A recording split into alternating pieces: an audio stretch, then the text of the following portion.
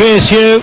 Not quite the size of crowd we were expecting this evening. There's plenty in red and white though away to our left-hand side, and it's they who are making the noise as the two players complete their final warm-ups. Two changes for Sheffield Wednesday. No Barry Bannon, who's out injured. Delgado also drops out. He's on the bench. So it's Vasquez in goal, a back three of Bernard, of Diaby, of Fomeo. It's Valentin, Hendrick, Byers and Pattison across the middle. John Buckley and Anthony Masaba alongside Lee Gregory, who scored when these two met in the League One playoffs a season and a half ago. One change for Sunderland, Patrick Roberts, who also scored in that playoff semi-final and knocked Sheffield Wednesday out. He comes in for Abdullah Bar, who drops to the bench. Pattison is the keeper.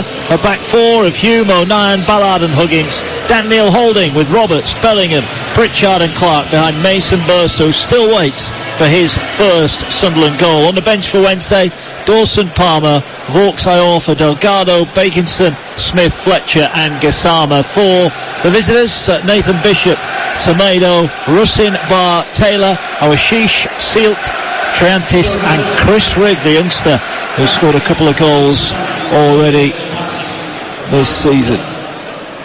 We are going to have a minute's remembrance here of Maddie Cusack, of course the Sheffield United women's player who so tragically passed away recently, and Sheffield Wednesday are going to pay their respects here at Hillsborough this evening.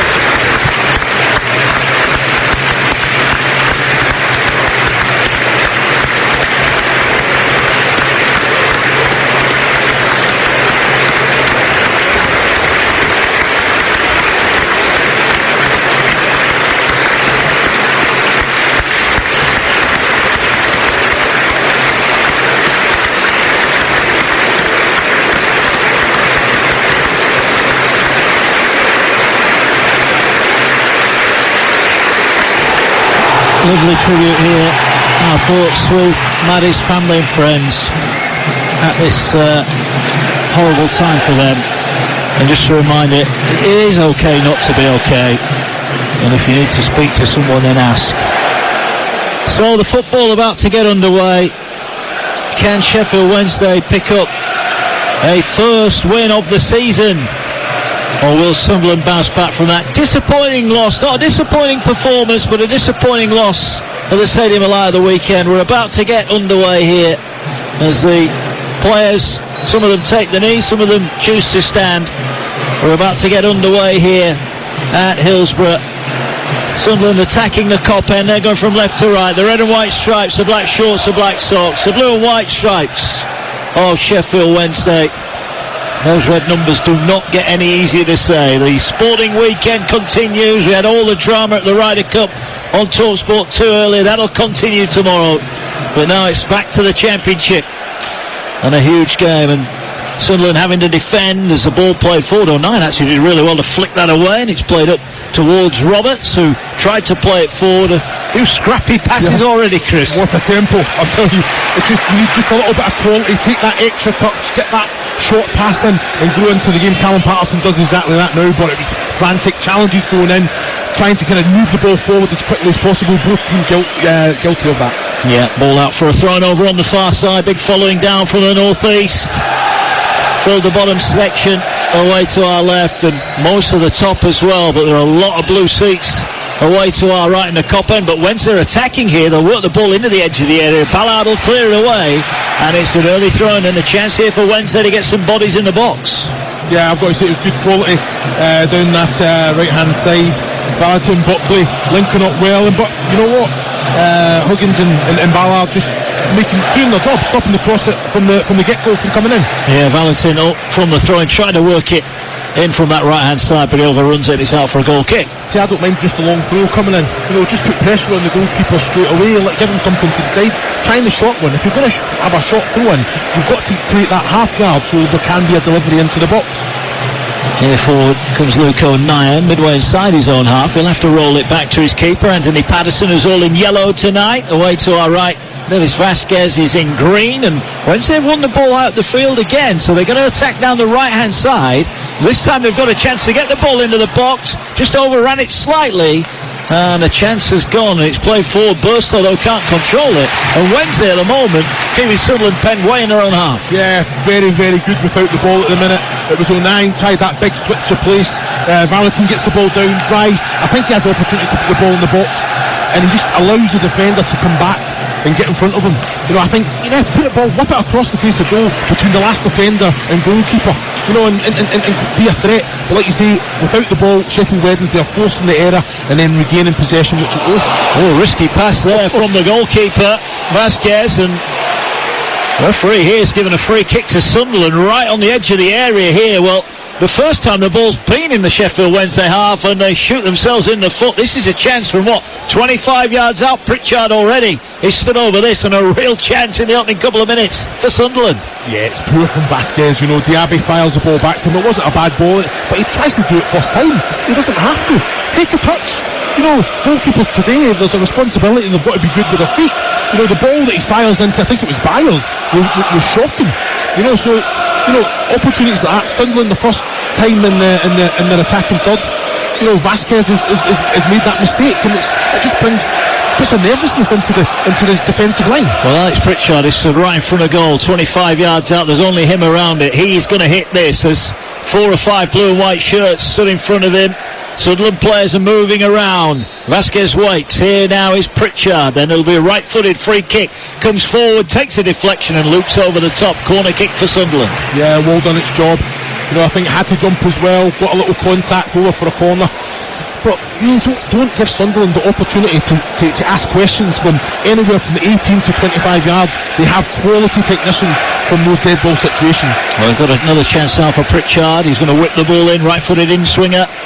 You're live on TalkSport 2 at Hillsborough tonight. Wednesday 0, Sunderland 0. But Sunderland with a bit of bonus pressure here as the corner is swung into the 6-yard box, arriving and headed in, and Sunderland lead, and it's Dan Ballard who powers the header past Vasquez. He couldn't keep it out, and Sunderland in front at Hillsborough inside 5 minutes. Well, it's an excellent header from Ballard there. Goes, attacks the ball, meets it at its highest point.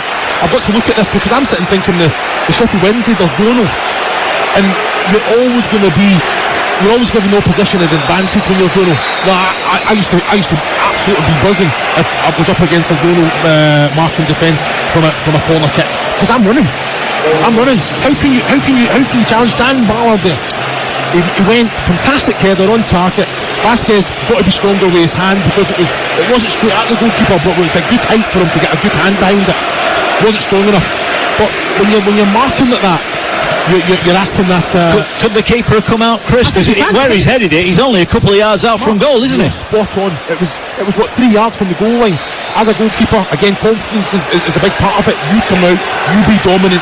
Can you get any contact on that ball? Well, if ever anything summed up Sheffield Wednesday at the moment, they dominated the first 3 minutes, gave away a silly free kick, and they conceded the goal shortly after. Sunderland lead here by 1-0. There were a few boos around us. We're in the top tier of the main stand here, and we were talking all about the build-up and the owner and what's gone on today here at Sheffield Wednesday. And you get the feeling that this crowd are ready to turn. Wednesday rooted to the foot of the championship table, and they're behind early on here, and the players really have got to stand up now and be counted. But for Sunderland, who dominated at the Stadium of Light of the weekend and did everything but score, they've been gifted the lead here tonight. Can Wednesday respond? They'll come forward here with Patterson over. He'll get it out wide on this near side now. Looks to swing in an early ball. It's shinned away there by Luke O'Nien. And now the ball played forward, and here's the break, but Clark just couldn't take it in. If he gets the chest on that, Chris, he's in on goal. Yeah, again, he's always asking that question, Clark, isn't he? He's trying to stay away from it, be expansive. He knows the likes of O'Nien and Patrick Roberts have that that eye, they've got that pass in the bank. I think Callum Patterson has to do better. They're never so well, got himself into the attacking third, and his cross just never beat the first man. It was easily defended. It was. Ball play forward. Burstow is offside. He took it on anyway, and then the flag goes up, as it does late these days, but he thought I might as well while I'm here. Well, Vasquez as well. I think he handball outside the box as well. Yeah. I think he knew that the flag had gone up there. Well, look at that. What a reaction there. Vasquez has just played a free kick from the edge of his area out to the left touchline. It's gone out on the full. Patterson, who stood off the field, has just volleyed it away in frustration. Well, it's so important. The goalkeeper, his distribution, the decisions he makes, that instills that confidence and belief into that kind of front four in front of him tonight. He's been poor. It's a poor start from the goalkeeper. Well, Patterson has just cleared the ball away. There was half a chance there for Wednesday to have a shot from distance. They're going to work it infield now, but Sunderland again have won it, and they're looking to counter-attack. Now the crossfield switches on. This time Clark will get it. Takes it on his instep now. Supporters arriving in the middle. Jack Clark, blue and white's backing off him, edge of the area. Goes for goal! What a strike from Jack Clark! Sunderland lead by 2-0 here, and a man at the peak of his powers, Jack Clark on the break. Sunderland 2-0 against Sheffield Wednesday, and the boos ring around Hillsborough. Well, what a goal that is. Big switch of play. He's staying expansive. He's got it all. I thought it was a poor touch from him, by the way. His touch took it out the sky perfectly well, but it broke his stride. It allowed the defensive unit of Sheffield Wednesday to get back, so he had two players to beat. He just drove at them very direct, cut inside, about 20 yards from goal, opened up the goal to him, and Vasquez had no chance. That bottom right hand corner, what a finish. A player in his best form at the minute. An absolute delight to see. Had so much to do there. Took it on. Back in the net. Fantastic strike from Jack Clark. Well, those that were listening to William Hill earlier on, he was very keen, wasn't he, Leon? Jack Clark. Well, that's his 6th of the season. It's funny, isn't it? I said to you when we got here, I'd like to see Jack Clark shoot more. I did say that to you. I think too often he's quite unselfish and gives it at that time. Only had one thought in his mind, and he found the bottom corner. Well, it just shows you the quality that it has. I think a player that, I think it's decision making. He has opportunity to score goals, but then if someone's in a better position, he tries to find them. He's creative. He's definitely a team player. But when you've got that quality, Mark, I agree with you. Take it on more often. Take it on more often than not. He's showing the form. I think he's showing better form than when he first broke on the scene at Leeds. Spurs, of course, paid that big fee for him. And now the reactions around us, the home fans, well, if they weren't happy when they read that club statement this morning, they're certainly a little bit unhappier now. You're live on TalkSport 2 at Hillsborough. If you just joined us, blinding start for the visitors. It's Sheffield Wednesday 0, Sunderland 2. There's a fan's just come in and sat at the side of us, Chris. He's just looked at the scoreboard. He's only just got here. His team are 2-0 down. He's just started laughing as well. It's unbelievable. He's like, can't believe it. Yeah. He's thinking about going home. Just with the start that they had, and then just an error. Just invite Sunderland into the game, and they punish you from it. And the problem, Chris, this Sunderland team, they are lightning on the break. We've seen it already. They've had 2 counter-attacks in the opening 7 minutes. Now, if Wednesday do go for them, they'll rip them to shreds. You know what you're going to get with a Sunderland side, though, Mark. Even when you're on top, even when you're in your attacking third, as soon as it breaks down, the players all across the back, they look forward. Here's Burstow trying to get on the end of a long ball, but this time Vasquez is correctly placed. Edge of his area will collect it. 2-0. Sunderland lead. 10 minutes on the clock. It's going to be a long evening. This Sheffield Wednesday side now, they're not scoring enough goals, they're not creating enough chances, but they have to do something and react in this game. Here's Bellingham after Pritchard won a great tackle, 50-50, gets it to Roberts into the area, trying to work it onto his left foot. Now he's going to go on the outside onto his right, back onto his left, falls over, still maintains possession despite 2 blue shirts trying to take it off him. Pritchard will try and get into the area, he wins a corner. Even when Sunderland fall over, Sheffield Wednesday can't get the ball off them. Yeah, I'm having a go. If I'm Bellingham in the middle there, I've got to say, you know what, Roberts, here we go, ball coming in the box. Yeah, cleared away. Danger at every turn for Sheffield Wednesday. They're shell-shocked, Chris. Yeah, they are. So this is when you need leaders. Vasquez barking orders, be commanding, get the players switched on. Good defensive work there from Callum Patterson, but you know what, stop the cross from coming in. Stop it from coming in. It sounds easy. But it's not at the moment. Sheffield Wednesday in disarray on and off the field. The team newly promoted. They're without Barry Bannon. There's no Josh Windass in their matchday squad. And at the moment, seemingly they're without hope. But there could be a chance here as they break forward now. Down the right-hand side they have it. Over on that far side. Early ball in. Just a little bit too deep. And in the end, the header from Gregory was always going to go wide. He just couldn't quite get underneath it, but at least that time there was the intent to get the ball in early. Yeah, definitely. I'm thinking you're looking at that. Bernard finds himself in a really good position. A very, very early cross. A lot of work for Gregory to do. You know, I think if anything he's just trying to get a contact to try and keep it in play, but he's overstretching there. I don't mind the early cross coming in, but you've got to have bodies breaking the net to get on the end of it. And I think, you know, as a fullback or a winger in this team, you know Lee Gregory's going to be probably between the posts, isn't he, looking for the ball early in.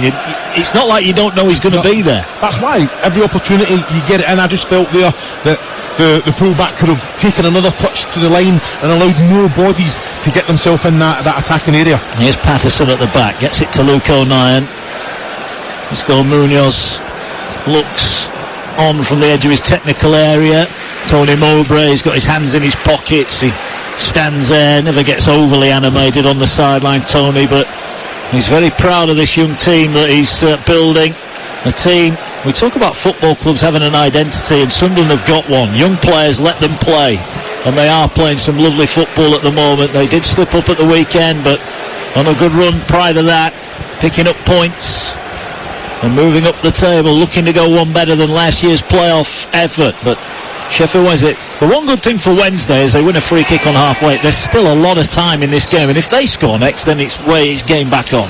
Yeah, it's, you know, when you look at the stats, so I think when they've conceded first Sheffield Wednesday, you go all the way back to 36 games that they haven't come on and won from. So, well, they've scored 5 goals this season in the league, Chris, and only 2 goals in the starting 11 today, and they've just given the ball away, trying to play it forward out for a goal kick. Well, it's decision making, isn't it? You know, I think at the minute they're a little bit shell shocked, but this is where the likes of Barry Bannon's so important. You know, he's barking orders, he's getting in the ball, he's trying to kind of dictate the tempo of the game, and this is where you're looking at. You know, I like George Byers. Very, very good player. He's got that experience now, but you have to be commanding, go out there and lead by example. Sheffield Wednesday have it at the back. They trail by 2 goals to 0 if you've just joined us. Dan Ballard with a power header from the corner inside 5 minutes. Then Jack Clark with a wonderful goal. Played in from halfway, drove towards the area, moved it off his left foot onto his right and drilled it past the helpless Vasquez into the bottom corner. And Sunderland have a 2-goal advantage here, and they've been scoring plenty of goals this season. Certainly on their travels, had a couple of recent 3-1 wins, and they lead by 2 goals to 0 here as the ball now works its way forward, and here comes the break again. Ball pokes out wide here to Trey Hume. Hume will advance forward, gets the ball off Dan Neal. Here's Patrick Roberts midway inside the Wednesday half, goes past one but showed too much of it, and that was a nice sliding challenge in the end from John Buckley to win it back for Wednesday, who will now look for the big crossfield switch, and that's not a bad ball actually, out onto their right hand side, still inside their own half. They'll have to go back to build again here, and they need a little bit of movement. Sunderland are pressing high. Burstow's going to close down Vasquez, who doesn't give the best ball over on the far side there to his centre half Diaby, and Diaby actually does quite well, and in the end Sunderland concede a throw midway inside the Sheffield Wednesday half. 2-0, we've had 15 minutes gone on TalkSport. Well, again, Vasquez, I think his positioning is excellent, but the ball that's coming back to him, just keep it on the floor, give it to Diaby, find it into his feet.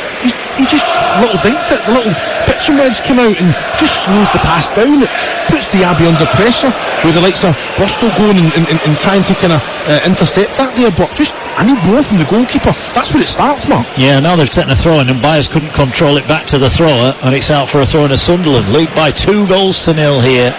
Ballard and Clark with the goals. What a start, what a weekend we've got for you as well. The Ryder Cup, of course, continues live on TalkSport 2 tomorrow. What a day it's been for Europe.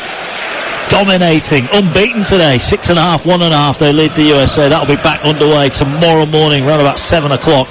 And then on TalkSport, bumper day of football tomorrow as well, part of Game Day Live. Villa Brighton is live and exclusive on TalkSport at 12:30. We've also got 12:30 live on the app, Southampton Leeds. So if you've not got the TalkSport app, now's a good time to get it. It's free and available in all the usual places. Click on the live sport icon, it'll take you straight to all our commentaries. Just click on the one you want to listen to. It couldn't be any easier. And at 3 o'clock, more live and exclusive commentary on TalkSport from the Premier League as Bournemouth take on Arsenal. Adrian Durham with Ian Danter and Perry Groves, the former Arsenal man, for that one. So much live football across the TalkSport network. We'll be up to date with all the Women's Super League action on Sunday as well, all part of the Sunday session with Sam Matterface. Got you covered at every angle. What a start it was for the European team today at the golf. Can tell you in the Super League playoff start tonight, Hulkington Rovers 0, Lee Leopards 2. Place in the semi-finals. You'll hear the Super League Grand Final live 2 weeks tomorrow on TalkSport. Who will be in it? We'll find out over the next couple of weeks. Here's Pritchard going down the right-hand side. He's going to try and keep the ball in, but that's good defending from Diaby, who just watches it out for a goal kick to Sheffield Wednesday. Hillsborough is stunned, Chris, at the moment. Absolutely stunned. Yeah, they are, but I've got to say, I think players are still making individual errors, allowing Sunderland. They don't need any invitation to be aggressive and get on the ball. Pritchard, to me, I love him as a player. Now, his movement, he's always asking the question, covers a lot of distance, not afraid to kind of run into those flanks as well. But I've got to say, better defending there from Diaby. Go be commanding, go forcing them away from goal, and then your timely challenge as well. Yeah, can tell you that New Zealand in Pool A at the Rugby World Cup lead Italy 14 points to 3 in that one. England through, of course, to the latter stages after Japan beat Samoa, didn't they, yesterday? All the thrill of that to come as well, as a ball rather booted high by O'Neill. It wasn't the best pass to Huggins. He's actually done well to make anything of that. But Wednesday win the header, a bit of head tennis. They'll bring it down over on the far side. But Burstow's nicked it away. Burstow left-hand side, driving in. There's nobody in support. Needs to wait for support. It arrives now with Clark. Clark goes past his man. There's only one red and white shirt waiting in the penalty area, so recycled possession. They're going to square it, are they? No, they're looking for the give and go edge of the area, and Wednesday have nicked it back. They actually did quite well to get that back, Wednesday. Got plenty of bodies behind the ball, and now they're looking to counter-attack. They'll work it out to this near side now. Better from them. Firmao has it on this near side, rolls it into Byers. Byers back to Firmao, and he's now looking for the crossfield switch again. Again, they're going out to that far side. Again, the ball brought down. Good quality control, looking for the give and go. As Wednesday now move over halfway and looking to work the ball into the feet of Gregory. His pass wasn't the best. Firmao will get it back, and Wednesday can reset themselves here. Now a chance from distance. They're going to try and lay it off here. Buckley's going to have a shot across goal, and Patterson scrambling across his line. And listen to that ironic cheer. Wednesday have had a shot on goal, 19 and a half minutes in. Patterson in the end scrambling across to keep Buckley's effort out. Well, I thought Masaba was going to take the opportunity on. Good awareness as well. Little fantastic way to pass to Buckley. And he's always getting pressured. You know, defenders chasing them all down. Great touch, opening the goal up. It wasn't the best connection, but like you say, it had Patterson scrambling. Good, strong right-hand save as well to his bottom right-hand corner. Corner play short by Wednesday down their left-hand side. They're going to pull it back here. Chance for the shot from the edge of the area. It's a curling effort. It was well worth the effort as well, but it was always going slightly wide from Anthony Masaba. Well, that was a decent hit. He's done everything right. You know, I think he's driving across the 18-yard line. The goal was up. There's a lot of bodies in front of Patterson. He's just trying to find that top right-hand corner, just that side netting. But he got under it too much. He did. Sunderland have got the ball in their own half, and you can see already, Chris, they're just happy to sit in now, aren't they? They're saying on Wednesday, look, you can have the ball, because if you lose it, we're going to break on you. Well, that's it. You know, I think they are comfortable. They do play out from the back, but what I will say, it's usually 2-3 passes, and there's a ball getting whipped across the face of the goal, or there's a shot on goal. You know, they can do this, though. They can keep possession, little triangles. Just invite Sheffield Wednesday, just invite them out, and then they capitalise. Whatever holds the lead behind, they've got that quality and that direct pass with quality, then boom, they've got that energy and speed in the team to get up and have numbers and advantage in those attacking areas. All over on the far side. Wednesday trying to press, but Sunderland just passing it round them. You think about this, you're looking at Sunderland just passing the back four, just keeping possession. Sheffield Wednesday have dropped off them at the minute. I've got to say, I think the defensive line of Sheffield Wednesday, they have to be given that information to the midfield to say, look, you've got to put them under pressure. But there's always that fear. Look how expansive they are. There's actually four Sunderland players in the attack in the defensive line of Sheffield Wednesday, because they know that they're comfortable in the ball. If Sheffield Wednesday overcommit, then they'll just go boom over the back with quality. Deal with that. Sunderland have got it. Approaching the halfway point first half. You're live and exclusive on TalkSport 2 in the Championship. TalkSport 2, your home of the EFL. Plenty more live commentaries across the season as now Bellingham skips past Byers over the halfway line. He's looking to work the ball out to Huggins. Huggins now has it. He feeds it to Jack Clark, who's glued to the touchline. Now Clark heads off, heading towards the corner flag, and wins the throw in. And now he takes it quickly. Burstow waits in the middle. Is the cross going to arrive, or are they going to try and work it closer in with Bellingham? 30 yards out. Finds Pritchard. Pritchard now finds Roberts. Roberts, little step. Can he whip the ball in? No, again he'll feed it. They're trying to work it wide here for Hume. He puts the ball in early, headed away and brought down, and that'll be a foul. O'Nien rather bundled into the back of Wednesday. And that a missed opportunity, and that, again, I mentioned this to him, we mentioned it in the build-up, sometimes they try and walk the ball in, don't they? Again, Burstow's waiting for a cross, it doesn't arrive. Yeah, well, I think that's the argument there, Mark. I think Burstow has to move again. I don't think it's a bad ball from Craig Hume coming in. He beats the first man. If Burstow's on the move, gets across the first centre-back, then he's getting an opportunity to go there. So it's just about, you know what, know your wide players, have that relationship. I think when I played, I always knew my fullback. They knew what I was going to be doing, so it'd be hung up to the back post for me to do everything. I can put it back into the danger area. And I just think Burstow, look at him, he wants the ball. He's so lively. He's having a great night tonight, I have to say. He's seen a lot of the ball. He's being direct. He's using opportunities. I just want a little bit more movement from him when the ball are in wide areas in good possession, Sunderland. New Zealand have extended their lead, 21 points to 3. They lead Italy in Pool A. Blistering start for them, going around about a point a minute at the moment. The All Blacks there. Sunderland have got the ball back. Fans complain a lot when they don't play enough attacking players. I'm looking at this Sunderland team, and it is 4-1-4-1. Oh, they're given away by Anthony Patterson. We'll just stick with this a moment, although Sheffield Wednesday slow to react, and O'Nien whips it away. The four behind Burstow, they're all four attacking players, aren't they? Yeah. It's like they're playing five up front, in effect. Well, I think the way that they rotate and they move, I think that they do have licence. Even Jack Clark, you know, he does come inside on occasion. He likes to be out there so he can see the full pitch in front of him. But yeah, they have licence to go and attack, and the movement, the way that they kind of interact with each other as well. It's great on the eye. It is. Not the best throwing back to O'Nien, who did well to control it waist high. Gets it back to Anthony Patterson, whose pass led to that little bit of a problem there for Wednesday. We've had 24 minutes. Remind as well, on Monday night, West London derby, Fulham Chelsea. Only place you'll hear on national radio is on TalkSport. Adrian Durham with the gang there, Danny Murphy and Sam Matterface. As Clark again down the left-hand side.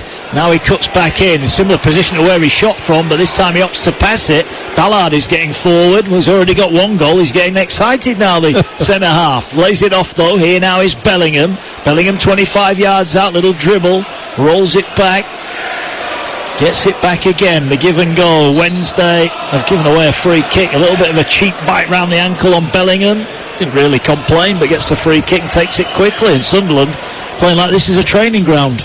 Yeah, they're keeping possession of the ball, I think, moving it well. I think Bellingham, it was George Byers, a little bit late, left it on, you know, a little bit naughty. I think the referee was positioned well. Bellingham asked for it, got the free kick as it was. But like you say, this is fantastic. You know, I think Sunderland keeping the ball, keeping possession, but they've got willing runners, like you say, that four that's in behind Burstow, making those third man running in behind as well, those late runs, but because they've got quality in the ball that they can see it, but they're just keeping possession of the ball and making it really, really difficult for Sheffield Wednesday to get anywhere near them. Yeah, ball with Sunderland again, and at the moment you can feel the belief seeping almost through the floor here at Hillsborough. Wednesday have got it on the far side, but they're not showing anything at the moment. They're giving plenty of free kicks away, cheap free kicks as well. Sunderland with 2 goals in the opening 8 minutes. Dan Ballard with a header from a Pritchard corner, and then Jack Clark with a wonderful individual goal, making it 2-0 early on. And since then, really, Sunderland just cruising towards what seems an inevitable win, but there's still a long way to go yet as Bellingham is dispossessed. That was better.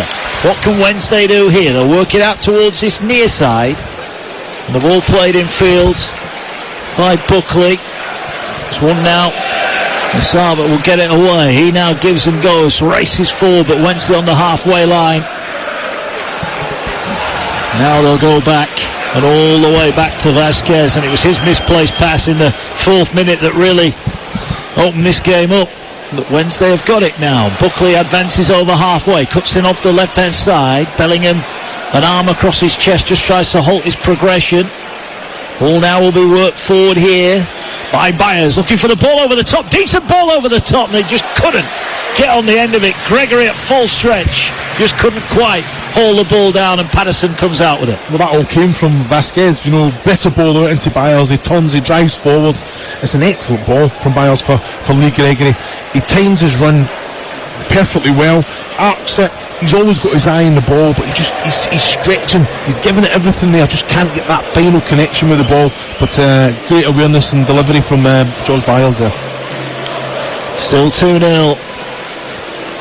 It's not what we used to hear at Hillsborough. The crowd normally vibrant, there's so many empty blue seats around us, and the owner said, look, if you're not willing to support the club, then don't bother coming, and they haven't bothered coming tonight. They are protesting, the fans. Yeah, that stand there, I think big surprise to me, because even through the hardest of times, that is usually full, isn't it, with the support. So there's you want unity through good times, bad times, and something has to give.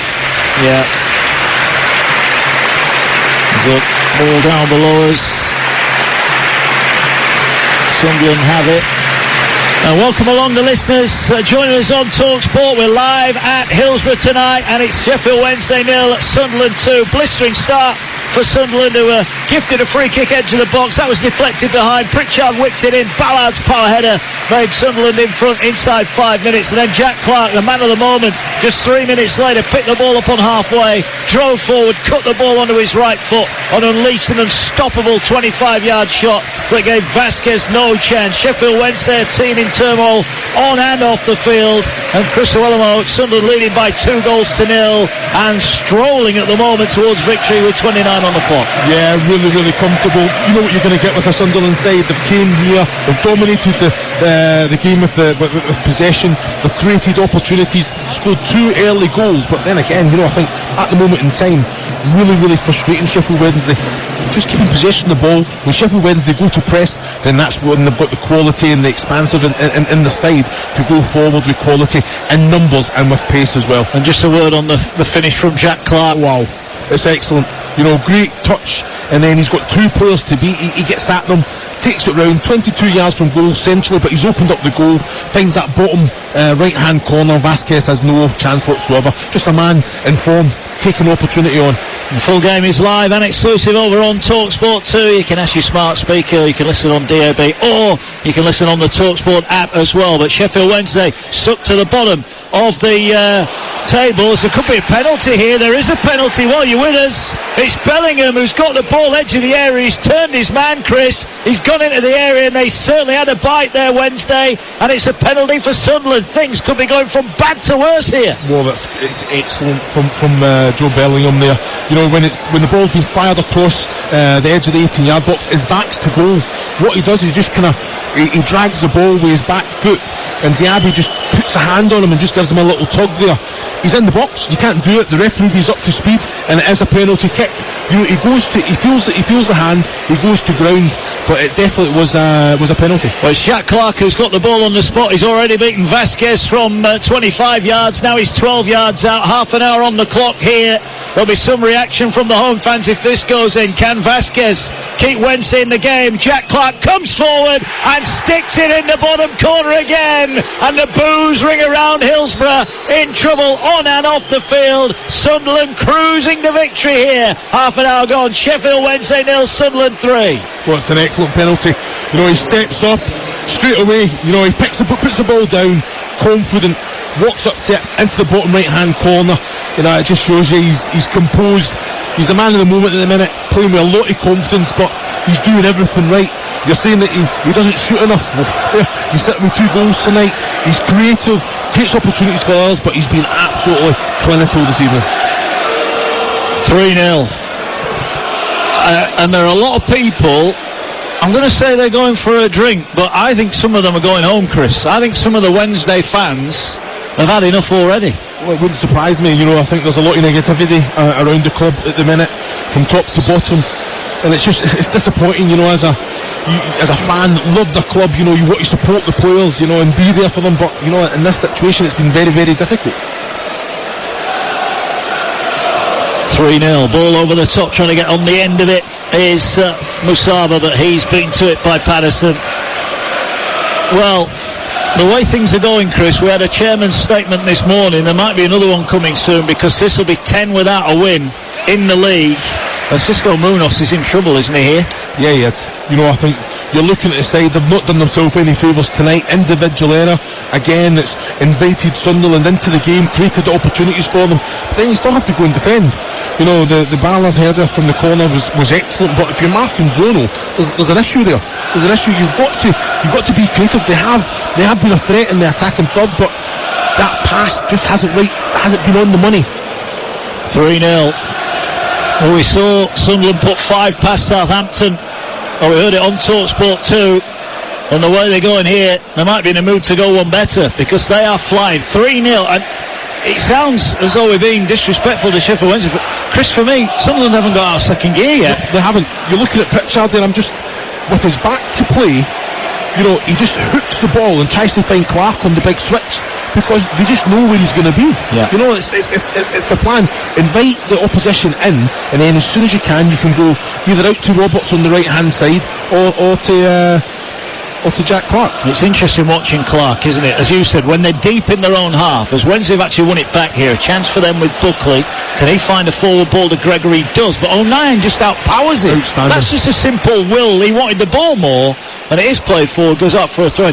It's interesting, when Sunderland are deep in their own half, Clark will just drift in, he'll stand on halfway waiting for that ball over the top. When they move towards halfway, he's glued to that left touchline, isn't he? It's perfect, but he knows what his strengths are.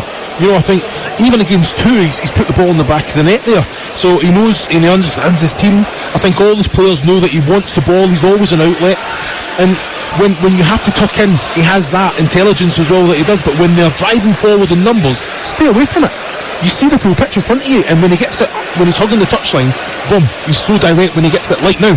And here he has got it again on the far side. He's bundled over, but he's still got the pass away. Now Pritchard's got it down the left-hand side. Burstow waits in the middle. Cross-field in, just behind Burstow. He got a shot on it, didn't connect. It hits the Wednesday defender, and it goes behind for a corner kick. I think the one thing, if you said to Tony Mowbray, what do you want now of the rest of this game, he'd say, I want a goal for Mason Burstow, and that'll really kick-start my centre-forward. Well, I thought it was excellent movement from Burstow there. Good work with Jack Clark. Pritchard gets the ball down the left channel, and he straight away I'm thinking is don't cut back. You've got players in the box. I think Joe Bellingham was just behind Burstow as well. He had a lot to do, but I still think with the quality of Burstow, wrap your foot around that, just try and get a better connection and steer it goalwards there. Ball going to be whipped in. They scored from a corner inside the opening 5 minutes. Here's another corner, same delivery. Keeper this time comes and he gets 2 good hands on it, in fairness. But Sunderland are going to try and recycle the ball, and Wednesday just happy to lump it forward. That was the Rugby Union World Cup's on. That was a kick downfield to try and win a line out, Chris. Wednesday, they're on the ropes. Every time the ball goes in their area, you think Sunderland are going to score. Yeah, I've just looked at that corner there, Mark, as well. They're going half and half, so there'll be 4 or 5 players that are in a zono, and then the rest are going to mark. But Dan Ballard's getting away from his marker, and then he's going into a zono defensive area. He's on the run. If that ball's hung up, he's got an advantage over all 5 of those players marking zono. Here now is the ball over the top. trying to get in down that far side over there was Huggins. He was just beaten to it, but it's going to be a throw-in for Sunderland. We've got 9 minutes left in the first half. You're live on TalkSport 2. Mark Wilson with the former Scotland striker Chris Owellamo. Tell you what, you'd have fancied playing in this team, Chris, wouldn't you? Sunderland? Just with the delivery, you know, I think it's one of them. I wasn't one for, I guess, keeping possession, but with how direct they are, as in 3-4 passes crossing the box, 3-4 passes short at goal. Oh, I loved it. Sheffield Wednesday at the moment, it seems the harder they try, the worse they get. They've just tried to play their way out in their right back position, and they've just given away another throw-in that's taken quickly. Everybody, barring Patterson, inside the Wednesday half. Well, you look at Lee Gregory, he's isolated at the minute, so when you do get the ball and the ball does go up, O'Nien's just winning that battle every time. The movement, Pritchard finds Clark level with the edge of the area, tries to cut back in, better defending, but the skill gets him out of trouble. He's gone past one, he's waiting for support to arrive. He'll use that support now. It's Huggins, he'll get it to Pritchard, bursts on Bellingham in the area. Pritchard looking, waits, edge of the box, patient, gets it back wide to Clark has it, level with the edge of the area. He'll work it back now, and here's Luke O'Nien. He gets it to Trey Hume, back to O'Nien. Wednesday now rush out, trying to get bodies forward. O'Nien will play it to Ballard, who might have to go back, but Sunderland under no real pressure, just keeping possession here. And it's like watching a training exercise at the moment. Sheffield Wednesday just cannot get any meaningful ball. Yeah, you're spot on. There, I think there was an opportunity that O'Nien can go forward with it, but why? Well, you're sitting, you're 3-0 up. Really frustrate. Wednesday dragged them out again. Look how expansive they are. You know, you're looking at Bellingham, you're looking at Clark. They're just keeping it so expansive, so difficult to mark. And even then, Patterson's just played a lofted pass forward. Burstow's taking it on his chest, no one near him, and he's laid it off, and Sunderland have just passed their way from goalkeeper up towards the halfway line. Well, you said yourself before a ball was kicked this evening about Burstow. You know, he's doing everything else right, but he just needs to get the goal, doesn't he? Yeah, he does. The ball now played forward. Although you almost wonder with this with this Sunderland team, Chris, that they're almost playing with a false number. They don't need a number 9, do they? The way that they're playing. Yeah, I think that's down to, look at the injuries that were thrown at Sunderland last season. And young players were getting promoted into the first team and delivering. You know, ever present. You say quality and depth. The youngest starting 11 in the championship. There's no fear. You've got to give Tony Mowbray so much credit, but the players are taking responsibility and showcasing what they're all about. Yeah. More live golf tomorrow. Ryder Cup action here on TalkSport 2. As the ball now played forward, Burso, that's a great first touch. Can he now go past? He's 25 yards out. He's going to have a shot for goal, and it's straight at Vasquez. But he created the opportunity himself, and he pulled the trigger. He should have pulled it earlier. It's a great first touch. Vasquez is about 14 yards from goal. I'm thinking we don't have any screens here, but a little dink with the outside of the right. He's putting the goalkeeper in all sorts of situations there. But again, great little touch. He got a shot away in the end anyway, but much better from the young lad. Interesting passage of play here. There were a few boos, you'll have heard them then. It was Vasquez trying to play the ball out to Patterson. It was cut out by Sunderland, but they won it straight back. But the boos, when that pass didn't find its target, were clear for all to hear now. As now there's a driving run forward. That's better. What can Patterson do now? 10 yards away from the corner flag. Whips it onto his right foot.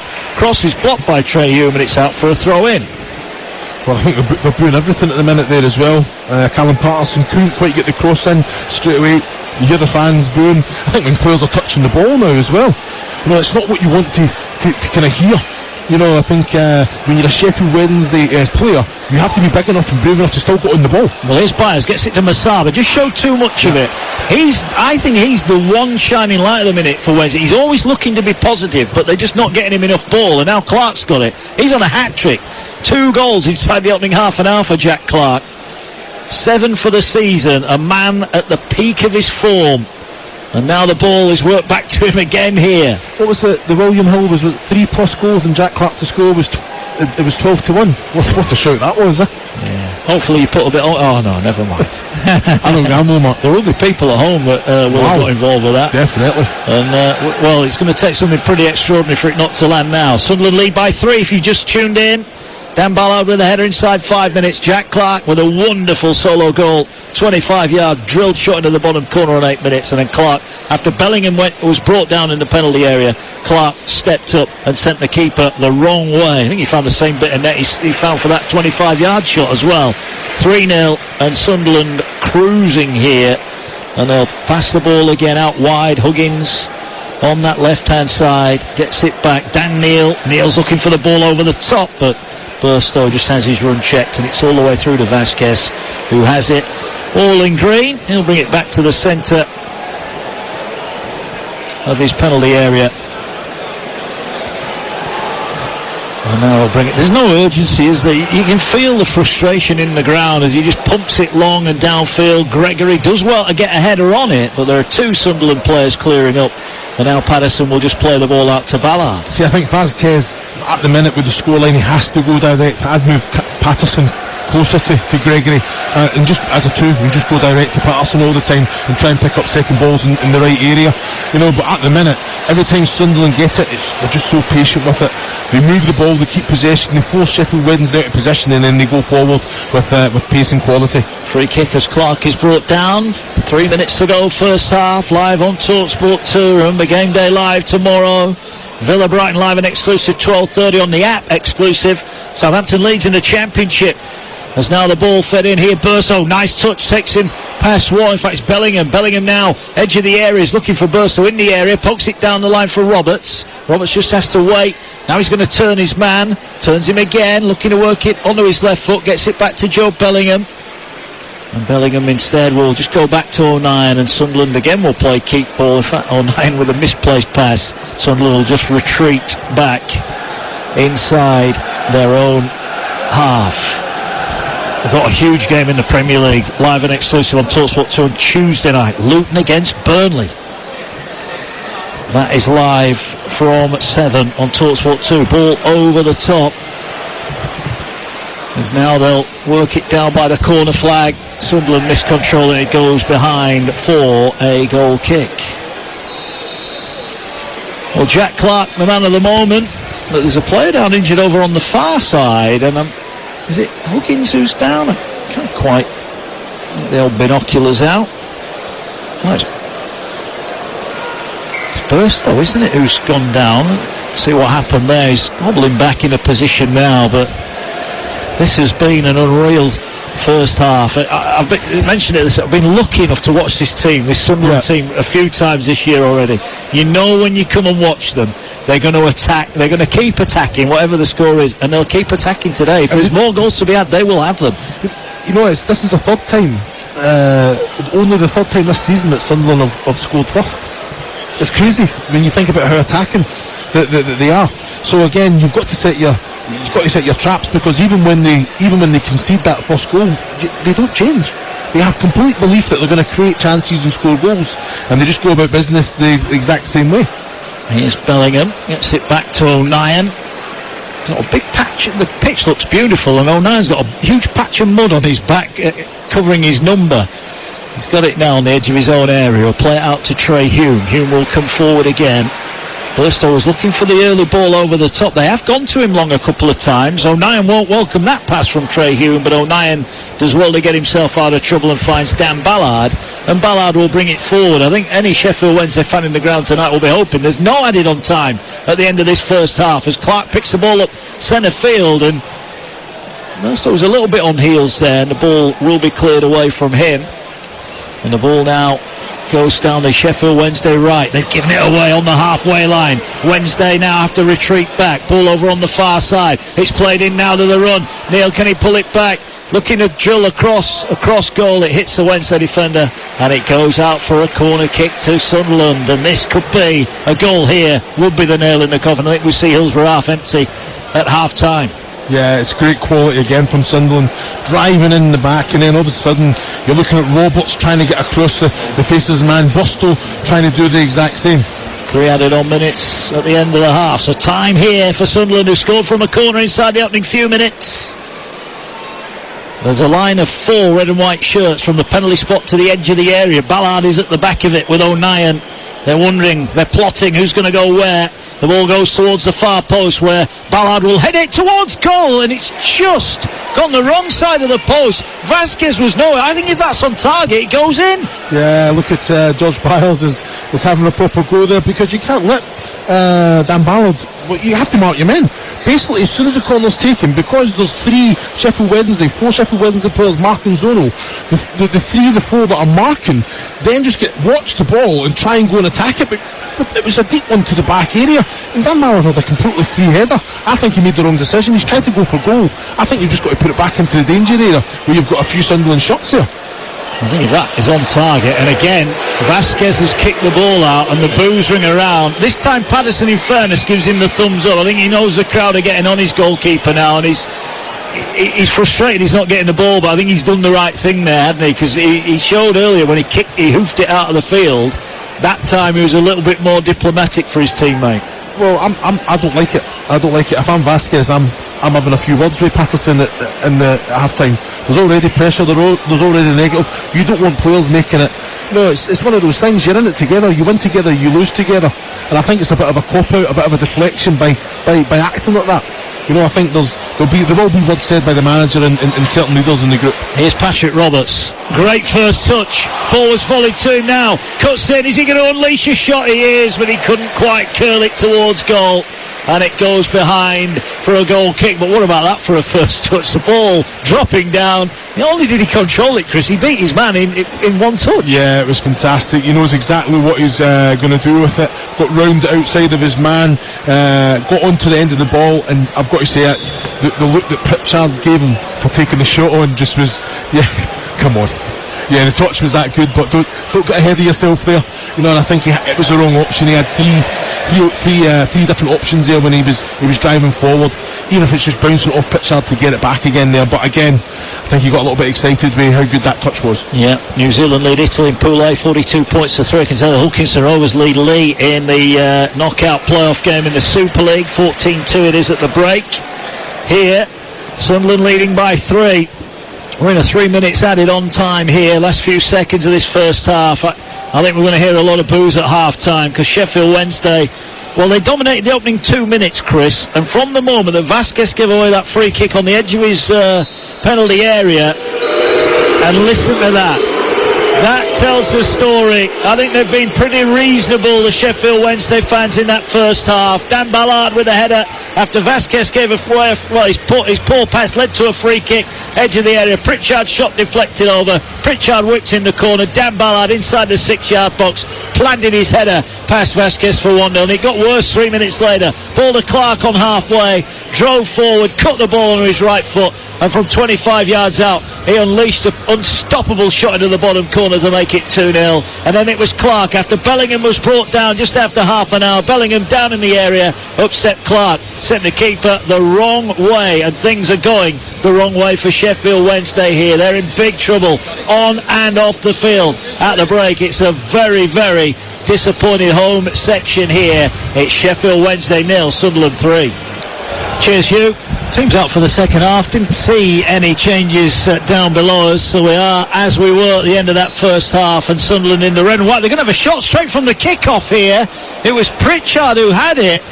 He just needed to get a bit more on it. Vasquez was just backpedaling for a moment, but I think he realised the shot didn't have the power to get over him. But I think that's what Sunderland are thinking right now, Chris. Well, they can score from anywhere. Well, I think just Vasquez, put him under as much pressure as you possibly can.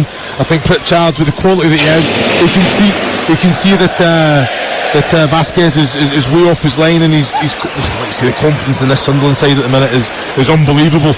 But to take it on, nearly paid off as well. But Vasquez, quick feet, got his hands on it. Here's the ball over the top, looking to try and get Burstow in, but it's well collected. I'll give you the line-up. Vasquez is the Sheffield Wednesday goalkeeper. Back 3, Bernard, Diaby, and Famewo.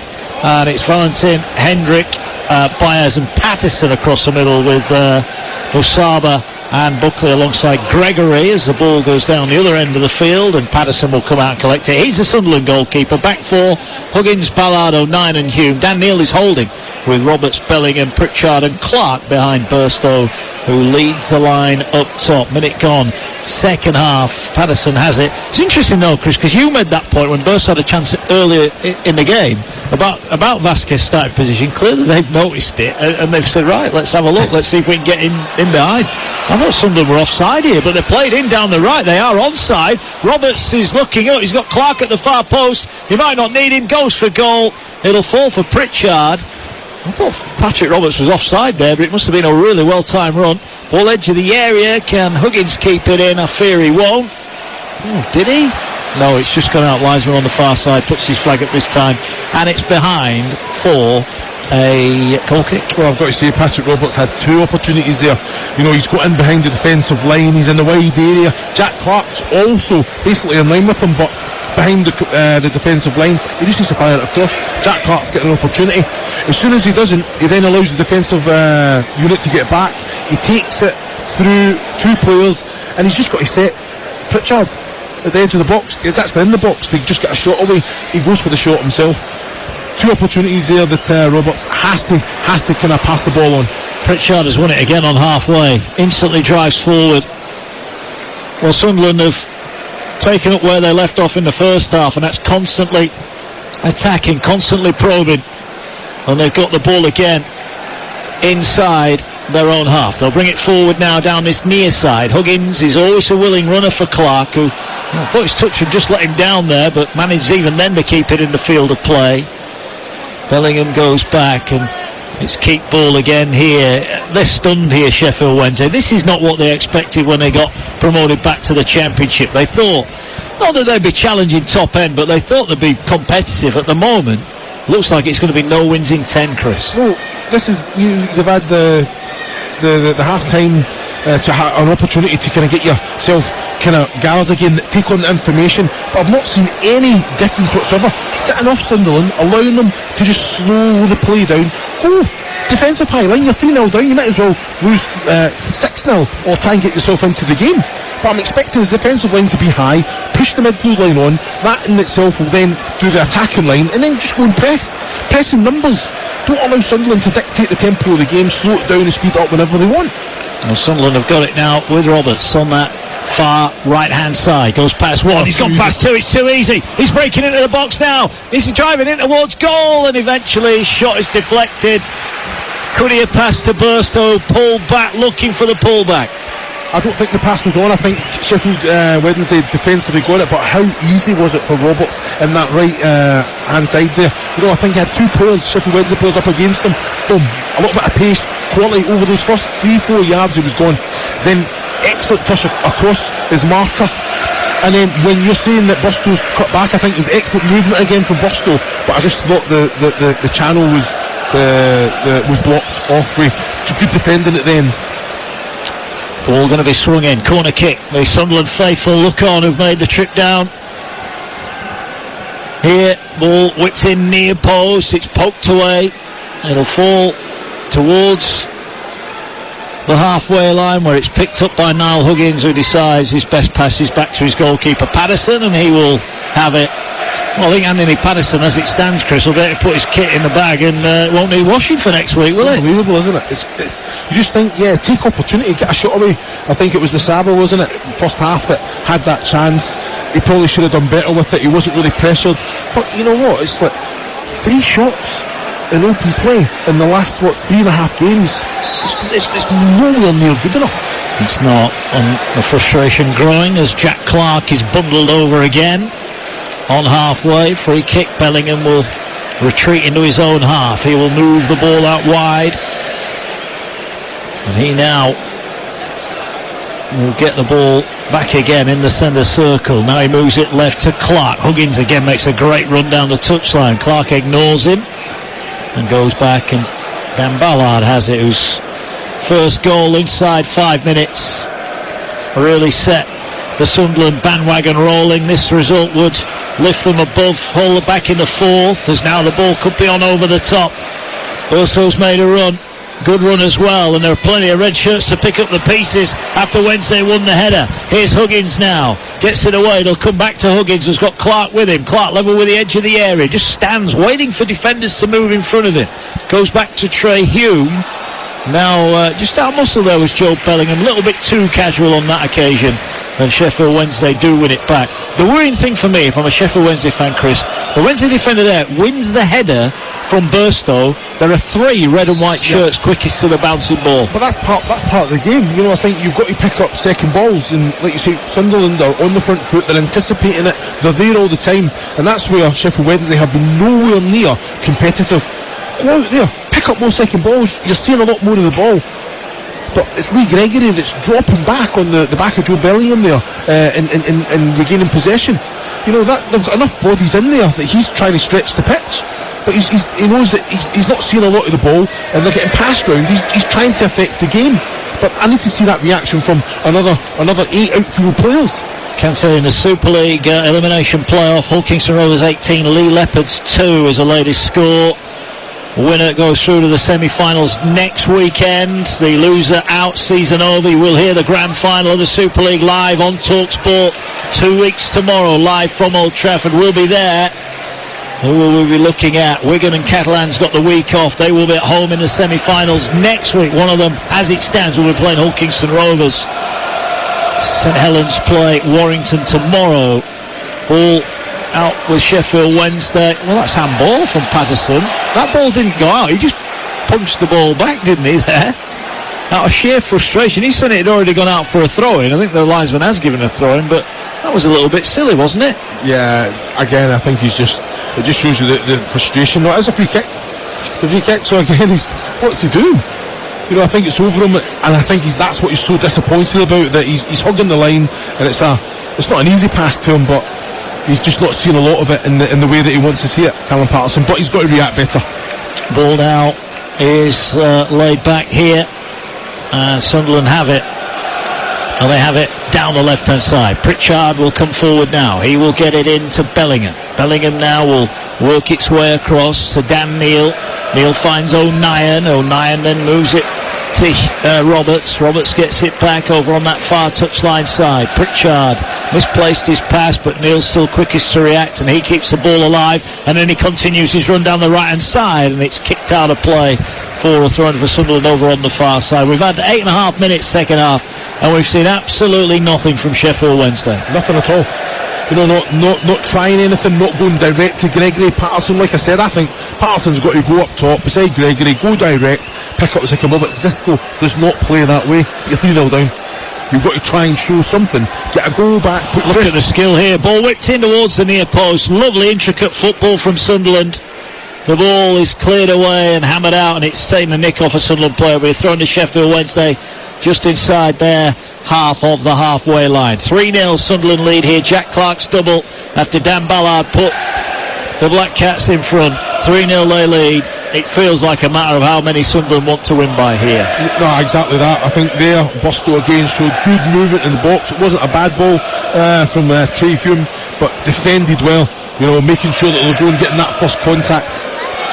Here's the chance for Sheffield Wednesday. They have it level with the edge of the area. Can they win it here? They'll work it in towards Gregory, edge of the box. Gregory does well to keep the ball alive. Now they'll work it wide on the left. Can they put across? They do towards the far post, just too deep. They'll keep it in though down this near side. Wednesday finally showing a bit of attacking intent as they head forward to the edge of the area. Chance for the shot to come in from the D. They still work it. Now the shot comes in and it's fired over the top. And again, ironic cheers, and I'm just looking at that cop end, Chris. It was half empty before. It looks a lot emptier now, doesn't it? Yeah, it does. It does. I think when you said we've seen the fans walking out, they were definitely going home. It's better for Wednesday there, Masaba finding Patterson. I think he's got to hit the target there. He knows that the ball's going to come to him. He knows that he's got a free path to go. He's got to work Patterson there. He has to make sure that he hits the target. And here now is a chance down this near side. It's Burstow has come across, left-hand side of the penalty area. He'll square it to Pritchard. Pritchard tries to feed it through. They were looking for the back heel. Bellingham was trying to set up Burstow, and the back heel just didn't quite come off. It was excellent play. Abosto's got it, he's out in the wide area, fires it into Pritchard, but movement again from him. Pritchard, it's an excellent ball to. There we go. Nice play here down the Sheffield Wednesday right hand side, looking to put the cross in. Arriving late, Patterson takes it down, beaten away. It was Callum Patterson with a shot, Anthony Patterson with a save, ball back into the area, and it's headed away, and Sunderland now will look to counter, and Clark advances over the halfway line, gets it out to Pritchard. Pritchard now, if he looks up, it's 3-on-3 in the centre, but Pritchard happy just to keep possession at the moment, wanders his way, now he slides the ball through for Roberts, goes round the keeper, pulls it back, and he's cleared 6 yards out. That was another chance for a fourth goal, and the pass just hooked away, and another big opportunity for Sunderland. What a break that is. Jack Clark obviously gets the ball from the clearance. He's driving. Bernard tries to take him out. The referee plays on. Pritchard, the way to pass with outside of his right boot there was outstanding to Roberts. Roberts was just at too much of a tight angle to kind of cut it in after he'd taken it round back at Vasquez. But better at the other end, better from Sheffield Wednesday. Much better. Callum Patterson had a lot of time. He's taken it on his chest, and I think he's just kind of took it on the half volley with the laces, and like you say, pulls off a good save from Patterson there. There was a lot of bodies in front of him. I think made the same run. I think someone's got to hang back and try and get the on the end of the Patterson save there, but much better from Wednesday. Italy have added a try, but it's New Zealand 56, Italy 10. Here's Pritchard, squares it to the edge of the area, will lay it back here for Bellingham. Bellingham goes for the curler, and it's just wide. Vasquez was at full stretch, and those Sunderland fans behind the post were up. They thought that was going in. Yeah, we did too. I think Bellingham, fantastic quality again. Pritchard, Bosto, Bellingham, that free. Every time they get the ball, there's an understanding there. The relationship is very, very evident. But Bellingham, he's just outside the D, isn't he? And players backed off him. You cannot back off a player. You've got to go and force the error, put him under pressure, and he's just tried to bend it round the defender and catch Vasquez off guard there. It was an excellent chance, but not as accurate as he wanted. Ball out for a throw-in. We've been playing 58 minutes here. It is Sheffield Wednesday 0, Sunderland 3. Mark Wilson with the former Scotland striker Chris Owellamo. Woolsencroft back at base. We've got another huge day of football tomorrow. Kicks off at 12:30. Premier League and Championship doubleheader live on exclusive on TalkSport is Aston Villa against Brighton is the 12:30 start. We've got live commentary on the app of Southampton against Leeds. So if you've not got the TalkSport app, now would be a good time to get it. Free and available in all the usual places. Get the app. You can swipe left and right between TalkSport and TalkSport 2. You can catch any podcasts, any shows you may have missed, and you'll catch all our live sport by clicking the live sport icon at the bottom of the screen. As now the ball comes forward with O'Nien, who gets it away and then thinks, hang on, I better get back inside my half. So they'll feed it out to Jack Clark. Clark goes past one. Can he get into the edge of the area? No, eventually outnumbered. Nice turn there from Wednesday as they bring the ball forward down this near side. Need to find a pass though here, and they're going to have a run down the touchline here. This is a great run. Have they got the legs here?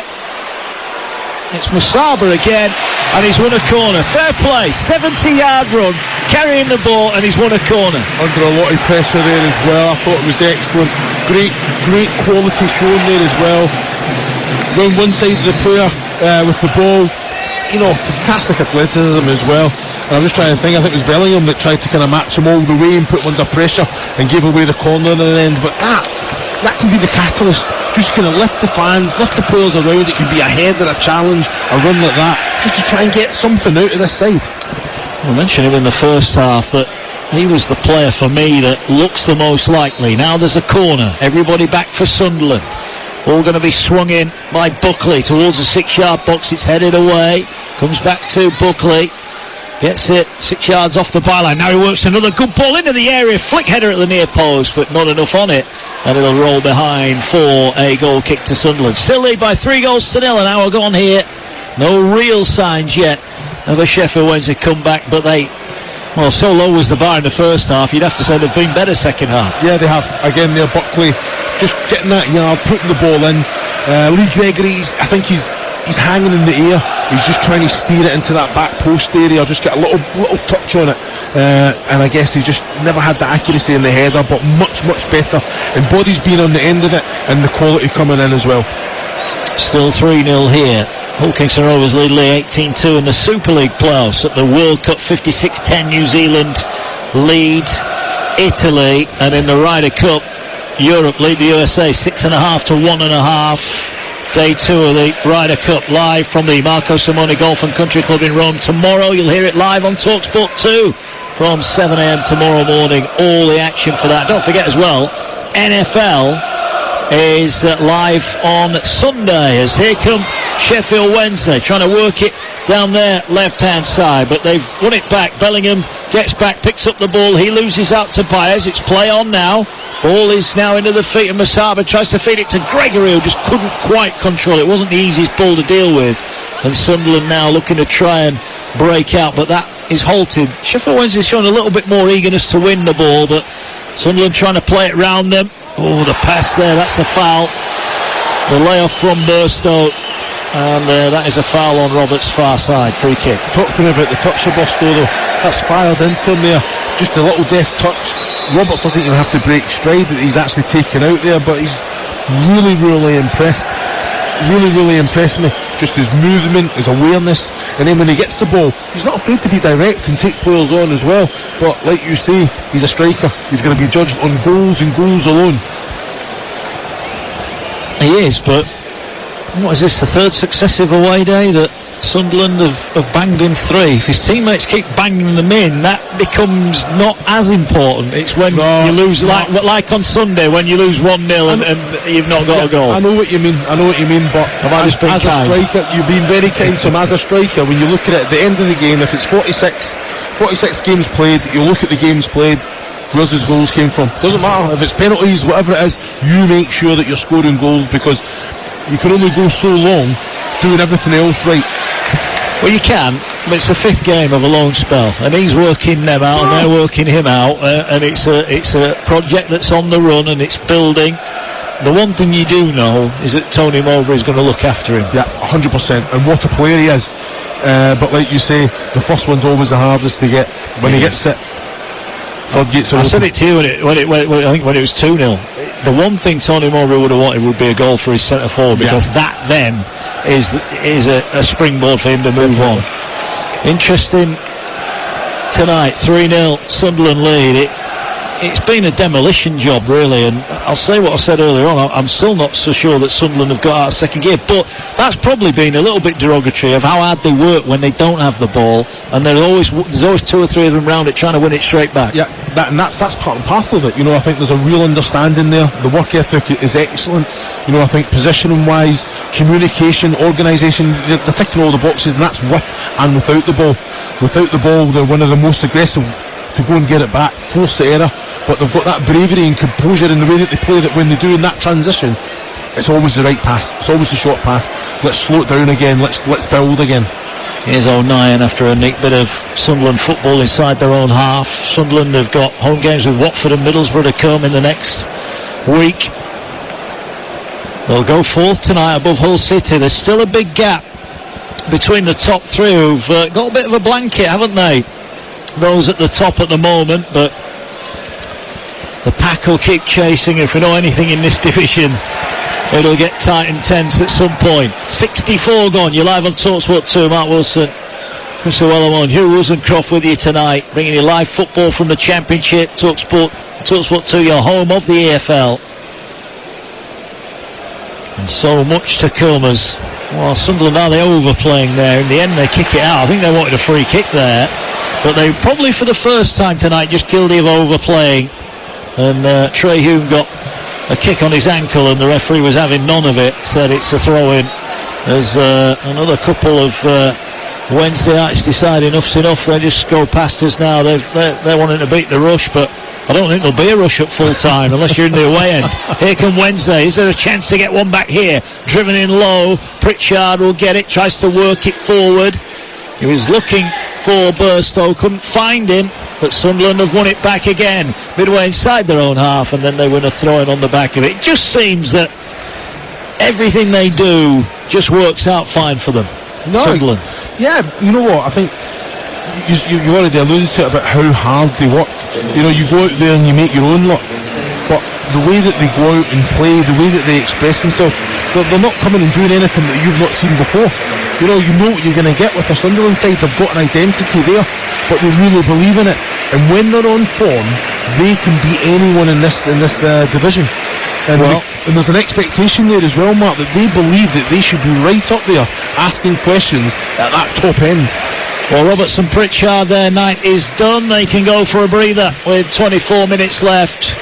On in place comes Adil Ashish and Abdullah Bardu. One change from the weekend. They'll come on and they'll have plenty of pace and threat as well. It was the first time I've seen Adil Ashish in playing at the weekend, and he showed some bright touches as well. And he will come on into the action for Sunderland with 24 left. 3-0 the lead here. So much live sport to come across the weekend. Keep up to date with all the goings on in the Rugby Union World Cup as well. As well as the live golf. Oh, they've given it away again here. Now there could be a chance here for Sheffield Wednesday. Ballard eventually puts his foot through it. But I think the last couple of minutes, Sunderland have taken their eye off it a little bit. They've been overplaying at the back. Clark Lowe will drive them forward here. They're trying to get in behind as the strong challenge comes in. It's a free kick no matter how you want to look at it. Yeah, looked it to me, but referee said play on, and Burstow's gone down holding the back of his head, so the referee's got to stop play here. Well, I'm not sure if there was a coming together after Burstow's hit the floor, but it's definitely a shoulder into the centre of the back. Burstow's got to the ball. I think it's Diaby that's came and just put the shoulder in the back. The referee's up with speed there, up with the game. I don't understand how that cannot be given. Well, the referee's going to give a drop ball here. We're 3/4 of the way through this game. Goals, if you just joined us, Dan Ballard a header on 5 minutes, put Sunderland in front after Pritchard's corner was whipped in. Then Jack Clark, wonderful individual goal, picked it up on halfway, drove forward and powered a shot into the bottom corner past Vasquez, and then he beat Vasquez from the penalty spot to send him the wrong way on half an hour to make it 3-0. Here a free kick given away by Lee Gregory, who just hauled down Luke O'Nien as he was chasing the loose ball. Well, Patterson picked it up, but it's a free kick, and the ball with Sunderland inside their own half. I think it's important, I think Sheffield Wednesday are definitely showcasing more in this second half, but it's down to Sunderland just taking their foot off the pedal, and I think that's something that Tony Mowbray will drill into them. Look, you twist the sword, really put them to the sword, really go out there and get the fourth goal, the fifth goal. This is what they've got to have, that killer instinct. I know it's 3-0 and it's probably game over, but don't allow any team to get back in the game. Patterson plays it forward. Bellingham tried to flick it for Clark, and then he wins it back, and now Clark's got it, and Clark's racing away, and he's got support with him. Burstow is one of them. Here now is Clark just dispossessed, and the ball now picked up by Sheffield Wednesday. And you can just see these attacking changes. The likes of Awashish going to have a real impact on this game. He's so quick going forward, and we just saw signs of it there. But it's still 3-0. Wednesday have it back. No Barry Bannon. The club have said he's out with a slight knock. Will he be back at the weekend? I certainly hope so. Wednesday, but we'll find out in due course. Not won yet this season, and no signs of that run ending here. 3 goals in arrears. There's another wrestling match. The header won by Wednesday, but the ball picked up, and here is Clark now on the touchline. Clark goes heading off down the touchline. Awashish inside him, gets it. Nice touch from Awashish. Can he now keep the ball away from the Wednesday covering defenders? He's got it level with the edge of the penalty area, left hand side, lovely square pass, finds Dan Neal driving into the box, tries to go past his man. There's plenty of people with him. He'll get it back now for Clark. Left hand side of the penalty area. Huggins again makes an unselfish run. Clark whips the ball in, it's too close to Vasquez, and the keeper comes and collects it. Yeah, again, they've got numbers going forward, getting into the box. Clark will be disappointed as well. Too close to Vasquez there. I think anything, just take your man on. You can see already by the body language, just they're taking the tempo out of the game. They're not really moving with and without the ball, with any pace. They're allowing Sheffield Wednesday to get back into the game, and that's where the likes of the nine captain has got to be making sure that he's communicating all the time, all over the pitch really. They've got leaders all over the pitch. Pritchard, they have to make sure that they keep this intensity. Lovely touch from Dan Neal. Yeah, fantastic. Saw him go past his man, and now Trey Hume skips down the far side. He's got support wide on the right. He's also got willing runners. Bellingham and Burstow were both playing off the shoulder of the last man, but the ball didn't go over the top. Instead, they'll recycle possession here. New Zealand lead Italy 68 points to 10 at the Rugby Union World Cup in Pool A. And here now is Niall Huggins. He looks for the crossfield switch, trying to get Barr in behind, but the ball cleared away, and it's come out and collected by Dennis Vasquez. And Sheffield Wednesday have got the ball. I can't believe, Chris, how flat the atmosphere is here tonight.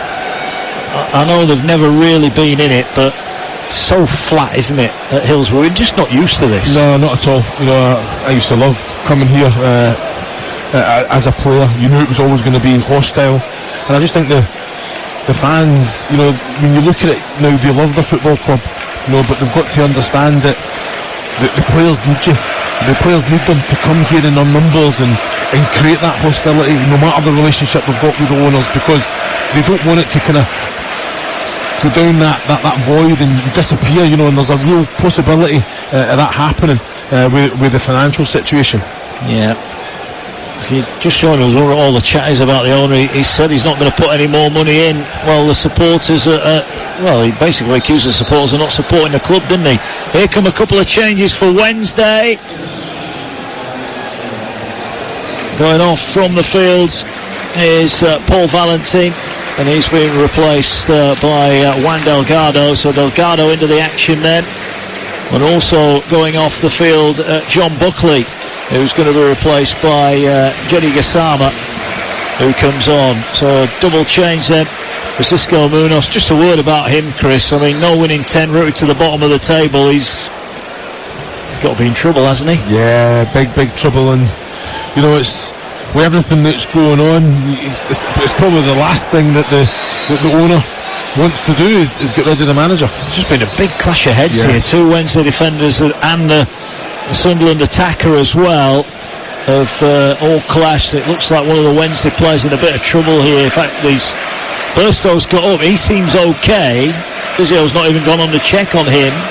But the two Wednesday players need a bit of treatment. And the referee just allowing the medics to do their job.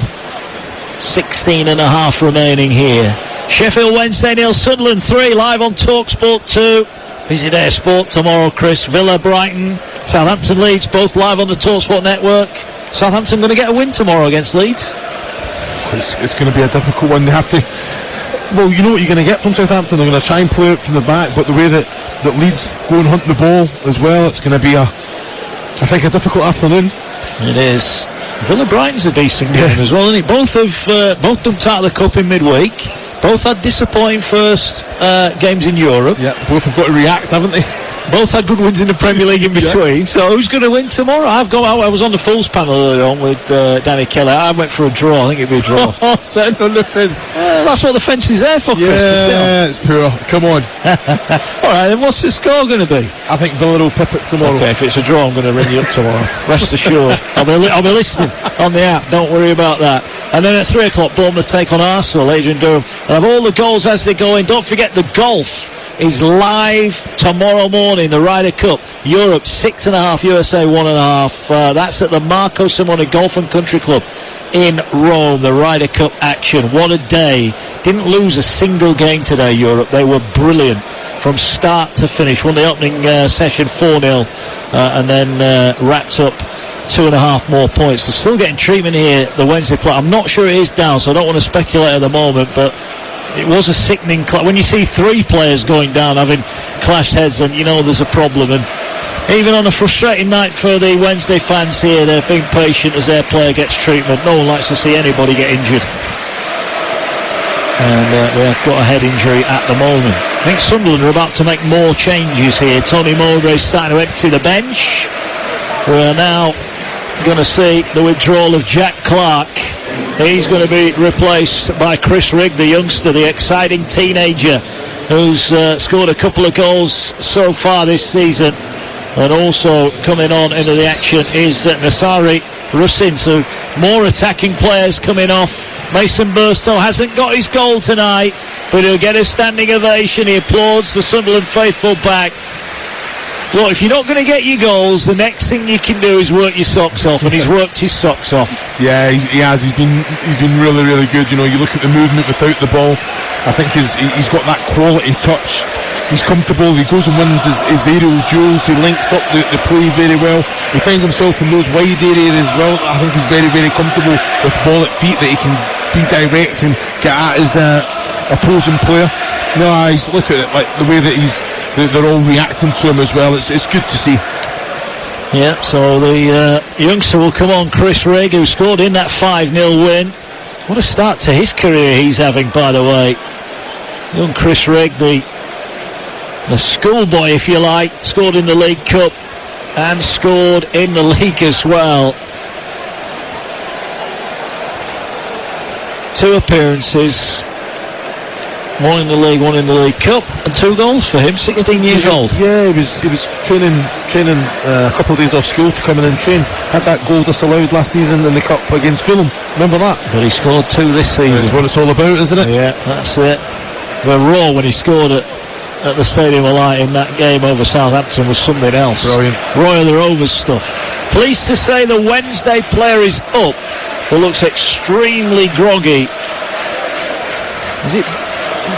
It's Bambo Diaby, isn't it? Yeah, it's Diaby that's been getting the treatment. He doesn't look too clever, to be honest, so they're going to bring him off. Well, they're going to bring him to the sideline, and now Xisco Munoz will, he's got some subs ready to roll as well. So we're at that time with 12 left. Diaby will come across to the near side. It's clearly got a bad knock to the head. Well, he will be okay. But the subs are coming on here.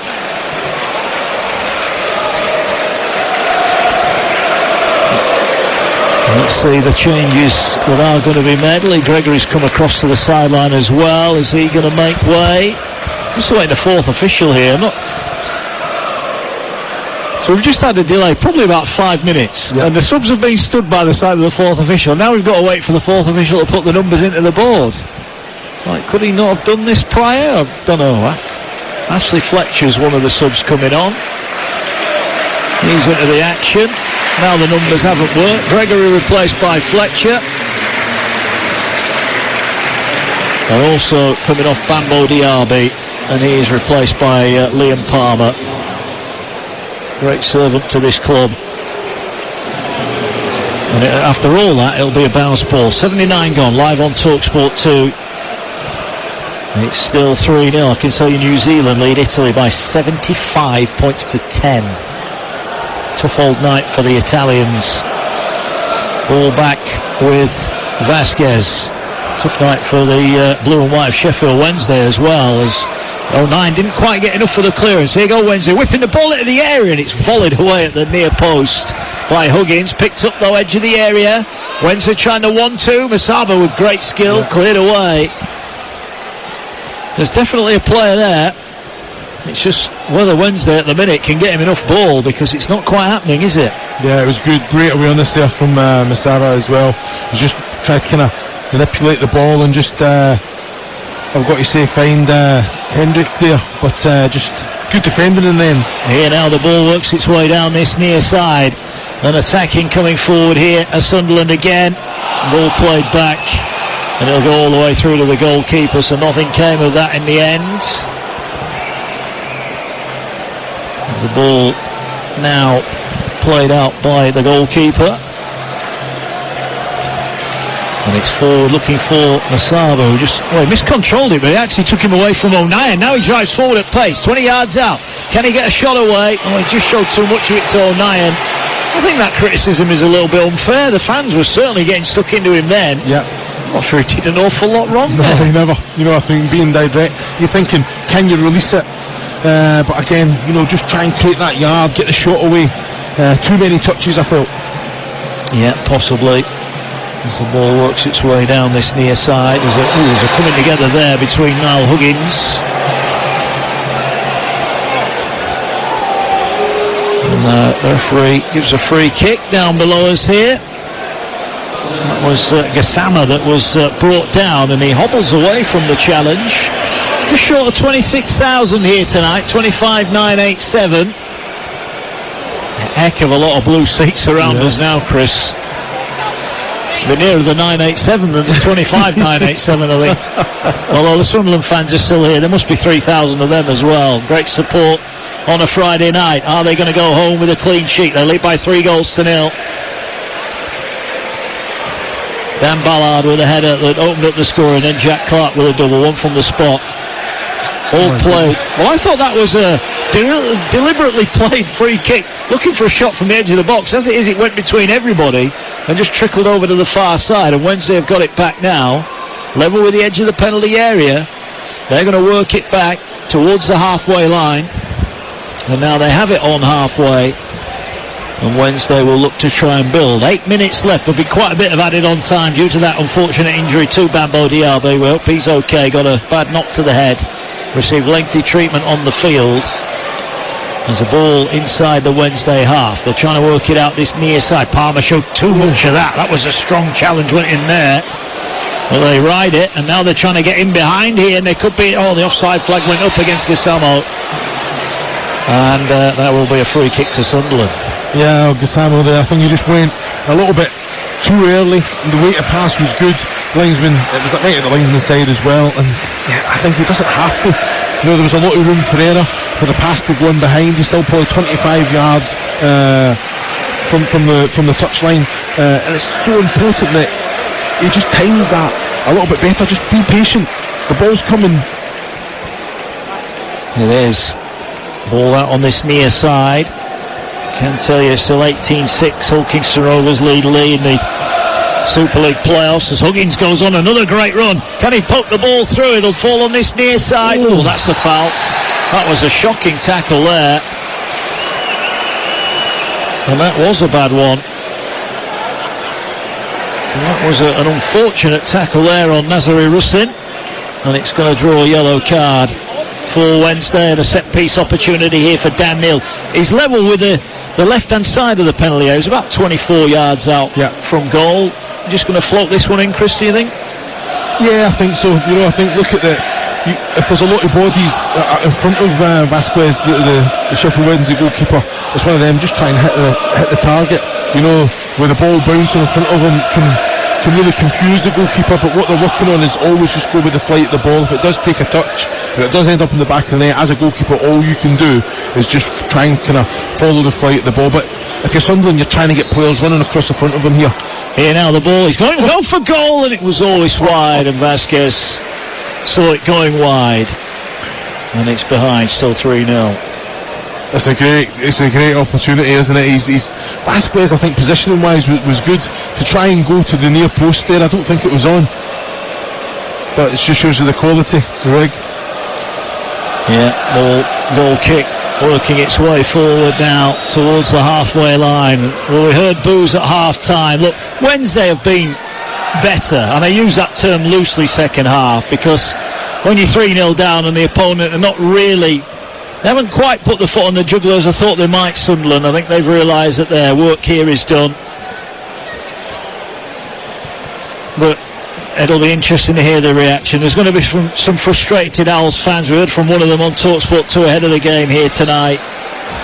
There's a ball on halfway, is given away, and a free kick for Sunderland, and time ticking by. I don't think there's anyone in a blue and white shirt, as we're going to see another change now for Sunderland. Jensen Silk will come on. Trey Hume makes way for the Black Cats, and Hume, he'll get the last 5 minutes or so off. So Silk into the action on 85 minutes. I'm looking forward to the action tomorrow across the TalkSport network. It's really what the app was invented for tomorrow. We've got live football on the app, on TalkSport. We've got live golf on TalkSport 2. We've got live it's just there, isn't it? Get the app, listen to the live sport. What else do you need? on a Saturday. In fact, every day. It's Patterson there. Well, he took an eternity to clear his own line. The ball almost rolled over the goal line, and then still Sunderland managed to work it forward now. And here's Awashish, and he's got runners with him. They were screaming for the ball forward. It'll go to Abdullah Bar on the far side. Now he goes past his man. Can he get across? He's gone down. I think the ball came off him. It will go up for a goal kick. Well, Rigg was screaming for it through the middle, wasn't he? Yeah, it was. Awashish there just driving forward. Great touch as well. And just kind of started the attack off, but went forward in numbers. 5-6 Sunderland players in the box there. Just never had that quality to kind of get it across. Ball played forward by Vasquez, flicked on by Wednesday. Can they get a consolation? Can they get anything to cling on to? They've won a throw-in over on the far side of the field. Fletcher it was who wins the throw-in. Hull Kingston Rovers lead by 20 points to 6. Last couple of minutes there. Rovers going through to the last 4. They were beaten at Wembley in the Challenge Cup final. Can they get to a grand final for the first time in the Super League era? There's the ball now going to be launched. They're going to go with a long throw here Wednesday. Into the edge of the area. Ballard wins the header, but heads it towards the penalty spot. They're queuing up with Sunderland players. They volley it in the air. Awashish can't get under it. And it'll still fall to Sunderland. Have they got more players on the field, Chris, or something? Because every time the ball goes anywhere, they're nearest to it. Yeah, he's just freshened up the numbers, but it doesn't change anything. Everyone comes on, they know exactly what the responsibilities are without the ball. Now they anticipate, they're on the front foot, they're winning the second balls, the duels. I think he's what he's created there, Tony Mowbray, is a real kind of dynamic group that just know exactly what they're about and what their strengths are. And we mentioned this youth that they've got. There is, I said naivety. I think it's a fearlessness. It's not they're not naive. They're fearless, aren't they? They don't care. They don't respect opponents. They go out and play their own game. That's it. And even if they concede, they carry on doing it. They believe that they can get themselves back in the game. There's a chance now for Dan Neal. He's got Bar one side. He had Russin in the middle. And now the ball works its way back to Dan Neal, who's just playing the part now of the quarterback, just popping off the passes as and when, as Bar now cuts in off the right. That's a nice ball here. Chance to lay the ball out wide on the right. Cross comes in, fizzes across the penalty area, just too high, but they're going to keep it in here. 2 minutes remaining. Huggins, he gets through a lot of work up and down this left touchline, doesn't he?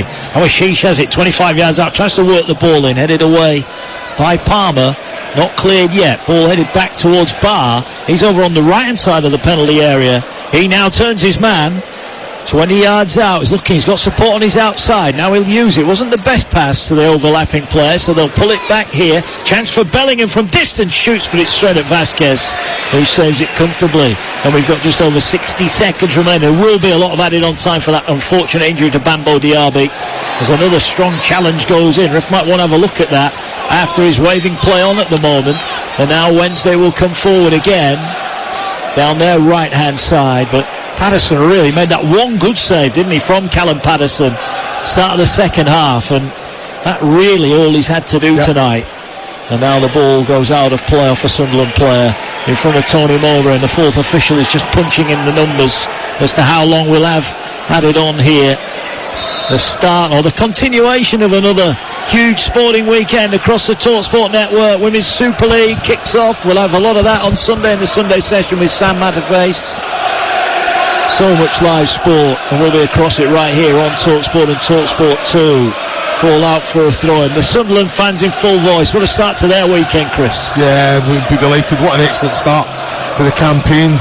I think Tony Mowbray, before he threw that challenge to players, go and win well, and they've done exactly that. I know it's minutes to play, but they've been completely in control, and I agree with you. I don't think they've been out of second gear.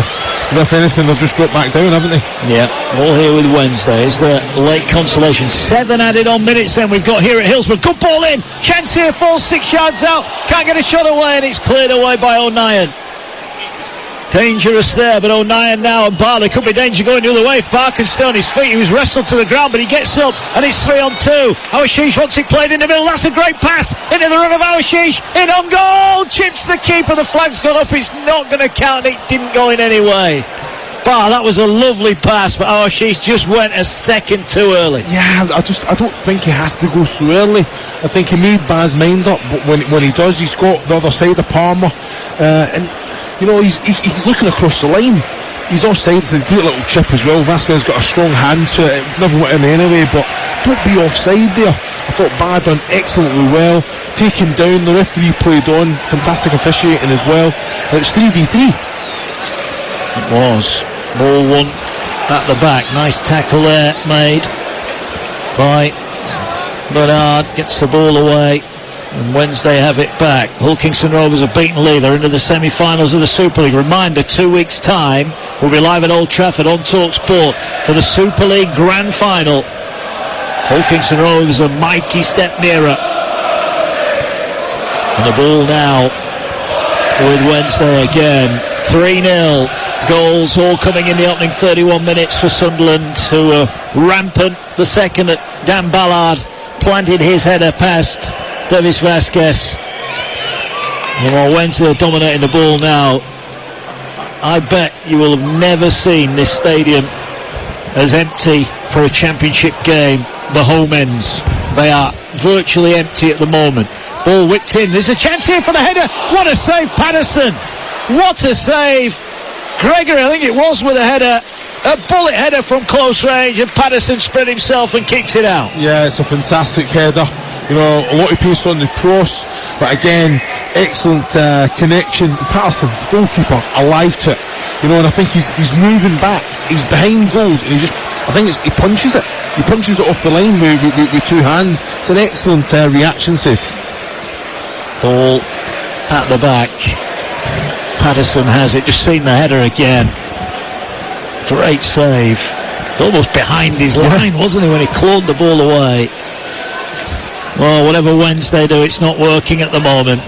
Sunderland going fourth in the table. Sheffield Wednesday, having just got promotion back to the Championship, they have made a horrendous start. Just 2 points so far, yet to win in any competition this season.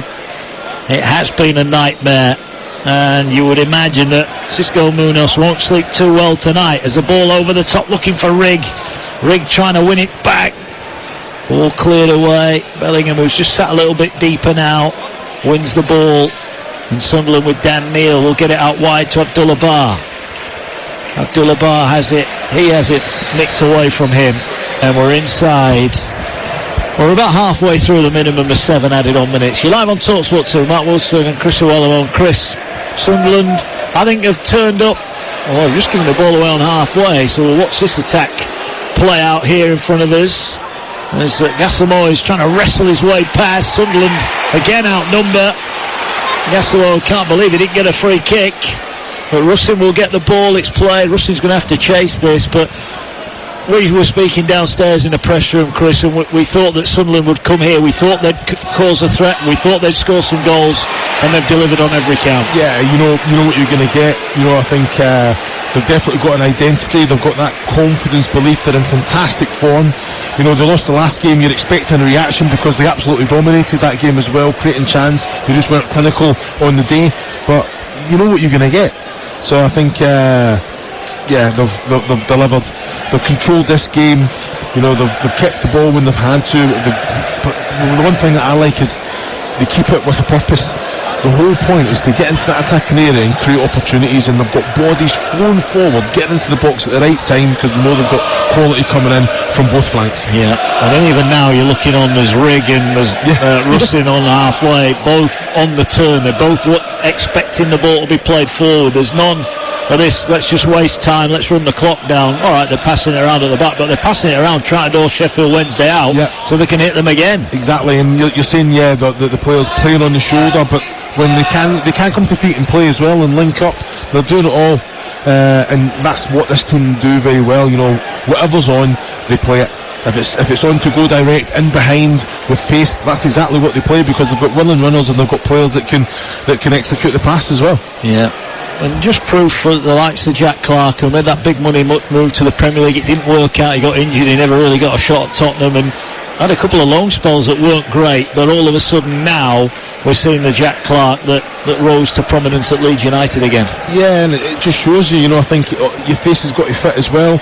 You go to a team that is playing, like you say, in Champions League and doing whatever, that there's a pressure on to go out and win every game, and maybe you don't get that opportunity to play a young lad even though you spent that money on them. Yeah. Ball being passed around at the back here by Sheffield Wednesday, who are trying to work their way forward. The ball forward here will find Musaba. Now he gets the ball away. Could be a chance for a shot from distance, and that was, well, it was a shot from 20 yards out, and it was probably 20 yards wide. Goal kick for Sunderland in the final few seconds here then.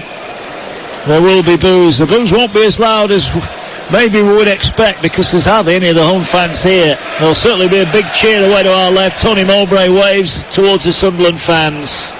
His night's work is done. It's another good night for this young Sunderland side. There might be one little last bit of defending to do for them as the ball fed in, cleared away. The referee will be looking at his watch. Around about 20 seconds left of the 7 minimum added on minutes as Wednesday put the ball in. Patterson does well. Not a lot to do tonight, Chris. What he's done it well. Yeah, he has. I think it's so difficult for a goalkeeper in a game when your team's so on top that you're not getting asked too many questions. But goalkeeper, they're a different breed altogether. They have to kind of keep switched on, make sure that they're focused, talking all the time. And I think whenever he's been asked a question, it's not been too many, he's had all the answers. Well, the boos ring around Hillsborough. Sheffield Wednesday rocked by the threat of the chairman withdrawing his financial support this morning.